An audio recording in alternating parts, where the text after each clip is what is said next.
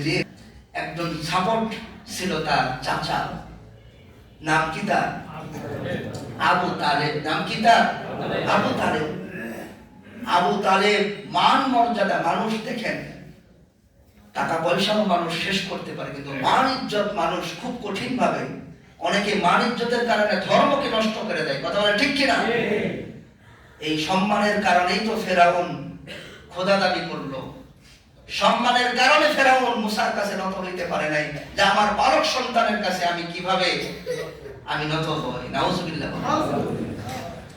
আবু তালেব তার সম্মানকে নিজের ছেলে নয় ভাতিজার জন্য, তাও ছোট ভাইয়ের ছেলের জন্য নিজের সম্মানকে বিকিয়ে দিলেন।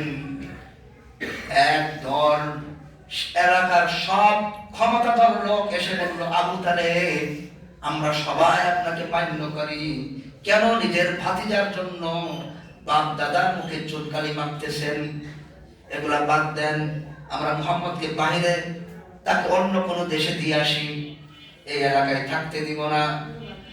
আবু তালেব তাদের কথায় প্রভাবান্বিত হয়ে মনে অনেক কষ্ট পেলেন, আরে আমার ভাতিজা ছোটবেলায় বাবা চলে গিয়েছে, মা চলে গিয়েছে, আমি এতদিন যাবত তাকে লালন পালন করেছি, আমার ভাতিজার জন্য সারা এলাকার মানুষ শত্রু হয়ে গিয়েছে, সবাই শত্রু। এখন দেখি ভাতিজাকে বলি, ও ভাতিজা গুরুত্বপূর্ণ কথা আছে, চলো ঘরে। একান্ত বিবৃতি নিয়ে প্রস্তাব দিল, ভাতিজা শোনো, এলাকার সব মানুষ তোমার বিপক্ষে, তোমাকে আমি এত ভালোবাসি, তোমার জন্য আমার সব আমি উৎসর্গ করেছি, আমি ইচ্ছা করলে মক্কার বাদশাহী করতে পারি, তোমাকে আমি প্রস্তাব দিচ্ছি, তুমি যদি এদের কথাগুলো মেনে নাও তাহলে তোমার কোনো শত্রু থাকবে না। নবীজি সব বুঝলেন। কি শর্ত?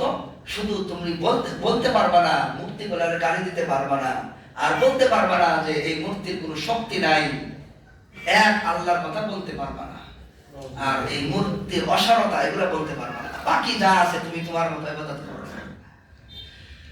নবীজি সাল্লাল্লাহু আলাইহি ওয়াসাল্লাম বললেন, ও চাচা আপনি তাদেরকে বলে দেন, যদি ওই যে আকাশের মধ্যে যে সূর্যটা রয়েছে আর ওই যে চাঁদ রয়েছে, ওই চাঁদ 2,32,000 মাইল দূরে, ওই চাঁদটা যদি আমার এক হাতে এনে দেয়, 9,30,00,000 মাইল দূরের ওই সূর্যটা যদি আমার আরেকটা হাতে এনে দেয়, তারপরেও আমি আমার পথ থেকে চুল পরিমাণও বিচ্যুত হব না। আমি বলেই যাব আল্লাহ এক, আল্লাহ এক, আমি বলেই যাব, আর আমি বলেই যাব ওই মূর্তির কোনো শক্তি নাই, শক্তি নাই, শক্তি নাই।